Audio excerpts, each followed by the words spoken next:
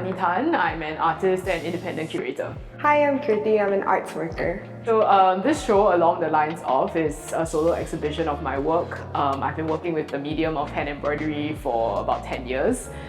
So all these works showcase systems of abstract mark making as well as ways in which I work with text. The show kind of gives us a chance to see Bernie's works together, even though they're from different moments of her career and her practice as an artist. So the title kind of hints the idea of having lines of thought or thread that cut across all of these different series of works. So it's a chance to see them together and find those connecting threads.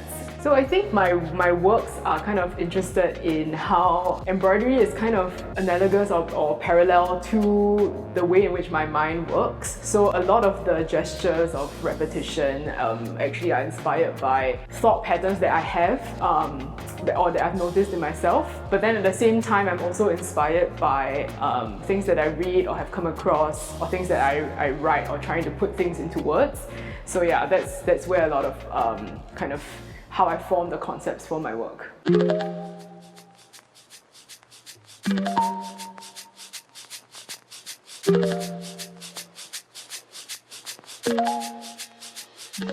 With embroidery, because it takes so long, usually I tend to try to kind of make sure that I know exactly what I want to achieve and what kind of system is required to achieve that. But then of course in the execution of the work, I still discover certain things that I think need to be changed after doing it and making it physical, basically. So when I first did this piece, I started out with I guess the margin was much bigger, and the spaces between the lines, between the sentences, between each line that I wrote was much bigger, to the point where it kind of didn't have the intensity that I really wanted from the work.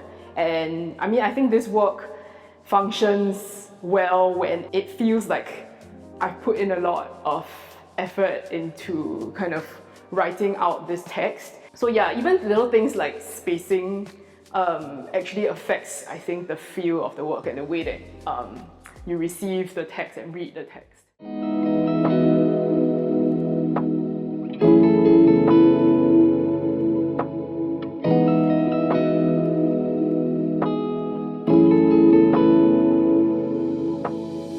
For me, it was very important to put this show together because I felt like I had not yet shown the public all the things that I think about when I work with hand embroidery, and that might be very different actually from the associations that they have with the medium in its kind of more traditional context or history. So I mean, embroidery itself tends to have a very gendered association, but the way in which I work with it is kind of skews it more towards the systematic and the rational and the kind of almost like the kind of repetitive motion of the stitch, rather than the image that might be created or the pattern that might be created. So my goal with this for the audience was for them to be able to see all the different facets of my practice, which I haven't had an opportunity to show until now.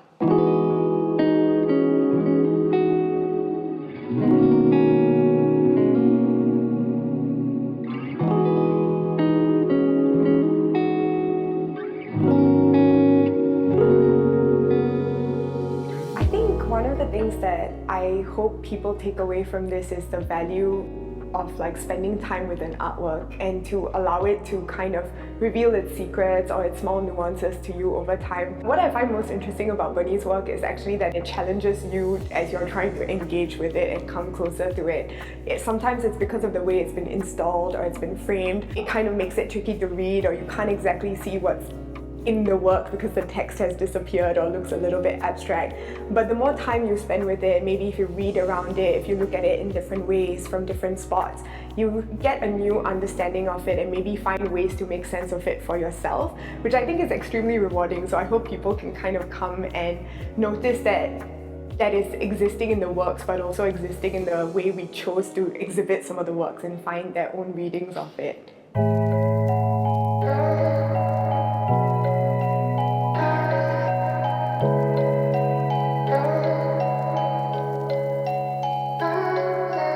I think there were like a couple of different challenges. Some of them were before the process of like even making the show begins. I think it's interesting when you have a lot of information about an artist's practice, especially like speaking to Bernie over a long period of time. One of the personal challenges I had was trying to figure out like what my voice or take on the artworks was and how I can express that. And in tandem with, I think, what Bernie also wants to express about her work. So that was an interesting one. But another kind of major challenge that was kind of interesting to learn from through the show was actually exhibiting in a white cube for the first time. Bernie and I met at Open House, so we're much more familiar with working with spaces that have extremely different characters or different like circumstances to work with. So being given a white cube space to work with was exciting for both of us to try and figure out how we can work with the space and the lights and the context here.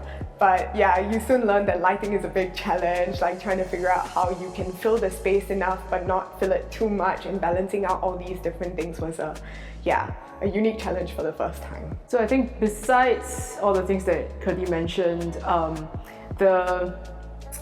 I guess for me, I think a lot of the challenges were more like things that naturally arise when you're developing new work, and also trying to make sure that their contexts still relate back to previous work. I mean, in the context of this show where it's a kind of a semi-retrospective and where I'm looking back on other works that I've made before. Yeah, so a lot of it was, I think, things that naturally arise from art making.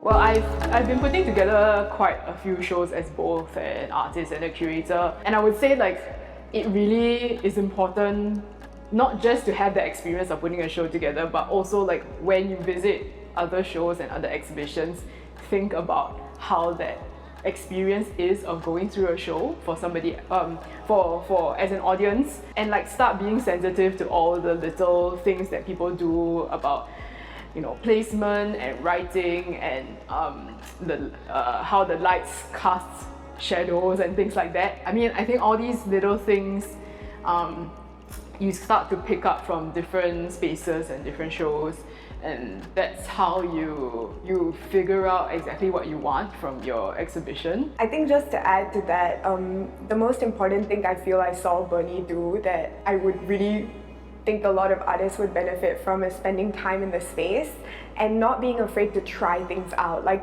get somebody to come and hold artworks up, to be there when you're testing the lights and kind of be your feedback bouncing person so that you can see how maybe they're reacting to it or what they feel about it.